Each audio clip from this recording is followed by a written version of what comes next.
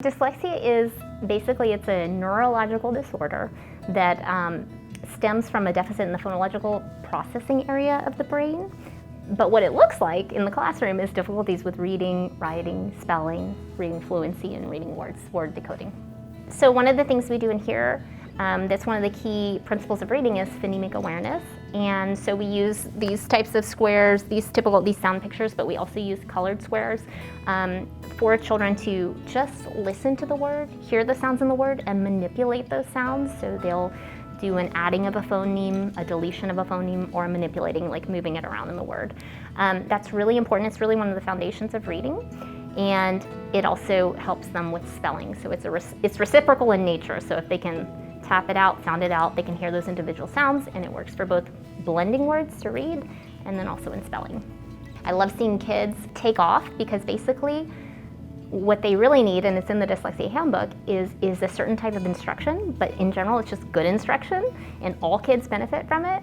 And so I really like watching them just take off once they get these little tools and these strategies to learn how to read. I love seeing them grow, and oftentimes they start with me, but they don't end with me. They get to, this isn't a permanent placement, they get to leave and go back into the classroom once they have that foundational skill set.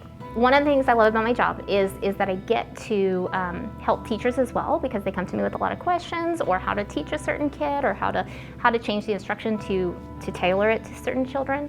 So I really love doing that. And one of the great things about dyslexia instruction is, like I said earlier, it's just good instruction in general, and it's trickling down, it's filtering down through the TEA, through the reading academies that everybody is having to do. Every gen ed teacher between K and third grade, kinder and third grade, are having to do this as well.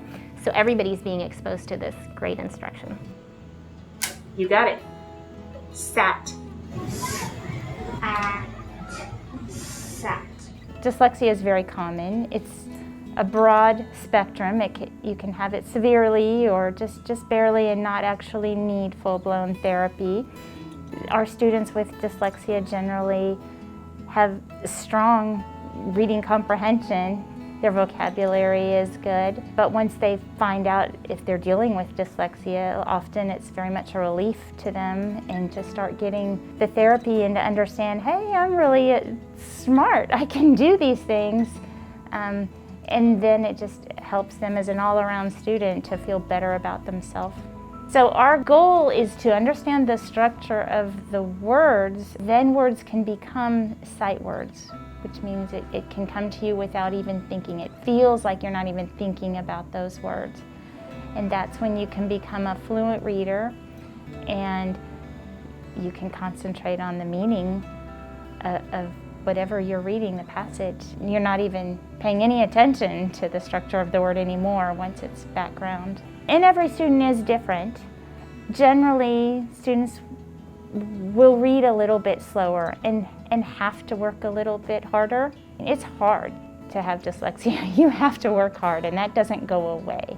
But I see so many of my students that go on and have a lot of tenacity, and they aren't afraid of that hard work, and they become honor students, and they use that to their benefit. It doesn't become a benefit, they are able to turn it into a benefit.